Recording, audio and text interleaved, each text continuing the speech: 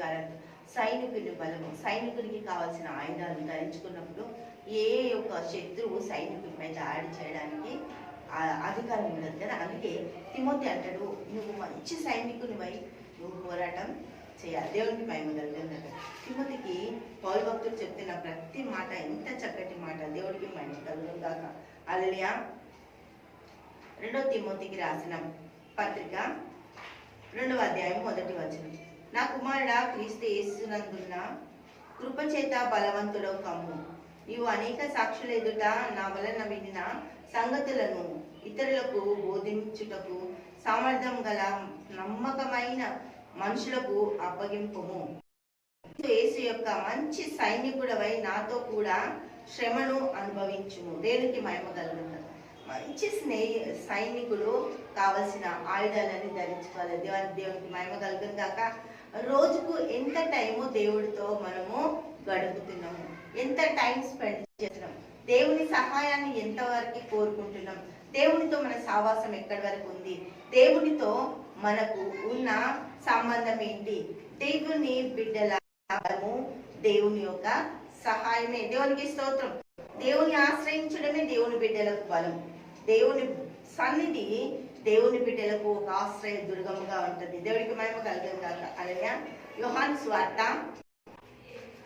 20వ అధ్యాయము, యోహాను సువార్త 20వ అధ్యాయము 19వ వచనం చూద్దాం.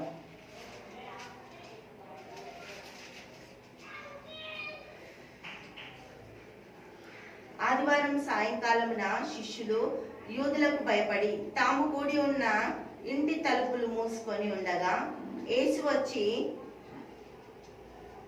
మధ్యన నిలిచి మీకు సమాధానం కలుగునుగాక అని వారితో చెప్పింది. దేవునికి స్తోత్రం. యూదులకు భయపడ్డారంట. దేవుని సన్నిధిలో పోరాడే గొప్ప ఆశ పెట్టుకున్న వీళ్ళు దేవుని యొక్క సైనికులు. కానీ యూదులకు భయపడి ఏం చేశారంట? తలుపులు మూసేసుకుని. తలుపులు మూసుకుని అయిపోయింది, ఇంకా మా పరిచర్య మేము చేయలేము, ఎందుకంటే చాలా భయంకరమైన పరిస్థితులు, మాకు చాలా ఇక్కడ ఇబ్బందులు అయితేనే మేము ఏమి కూడా చేయలేమేమో అని ఎక్కడి ప్రజలు అక్కడే వాళ్ళందరూ కూడా వాళ్ళ మధ్యలోకి దేవుడు వచ్చినంట. దేవునికి మహిమ కలుగుగాక. మూసి ఉన్న ఆ ఒక గది లోపలికి వాళ్ళ దగ్గరికి దేవాది దేవుడు వచ్చి దేవుడు వాళ్ళతో మాట్లాడుతున్న మాట ఏంటి అంటే, మీకు సమాధానము కలుగును గాక అని వారితో చెప్పారు. ఆయన అలాగ చెప్పు వారికి తన చేతులను పక్కలను చూపగా శిష్యులు ప్రభువును చూసి సంతోషించిరి. అప్పుడు యేసు మరలా మీకు సమాధానం కలుగును గాక, తండ్రి నన్ను పంపిన ప్రకారం నేను మిమ్మల్ని పంపుచున్నానని వారితో చెప్పాను. ఆయన ఈ మాట చెప్పి వారి మీద ఊది పరిశుద్ధాత్మను పొందుడి. ఎందుకు? సైనికుడి పనికి సైనికుడి కావాల్సిన అవసరమైన ఆయుధాలు ఏంటి అంటే పరిశుద్ధాత్మ శక్తి. దేవుడికి మహిమ కలుగును గాక. మీరు ఎవరి పాపములను క్షమింతురో అని అవి వారికి క్షమింపబడును. ఎవరి పాపములను మీరు నిలిచి ఉండనిత్తురో అవి నిలిచి ఉండునని వారితో చెప్పాను. దేవునికి స్తోత్రం. మీరు బయటికి వెళ్ళి దేవుని పని చేయాలి.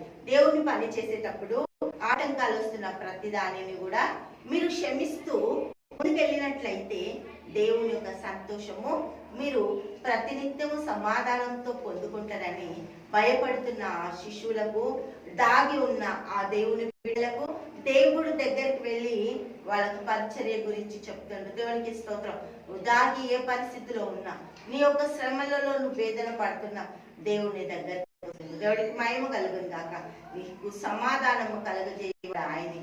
తండ్రి యేసానికి మన స్తోత్రాలు, గొప్పది అద్భుతకడ ఆశ్చర్యకడ నీకే స్తుతులు స్తోత్రాలు చెల్లిస్తున్నాం. ప్రతి కుటుంబాన్ని, ప్రతి బిడ్డని దీవించు, ఆశీర్వదించు, నీ సహాయత దయచి యేసు నామములో ఆదరణ లేకుంటున్న నీ బిడ్డలను దీవించు తండ్రి.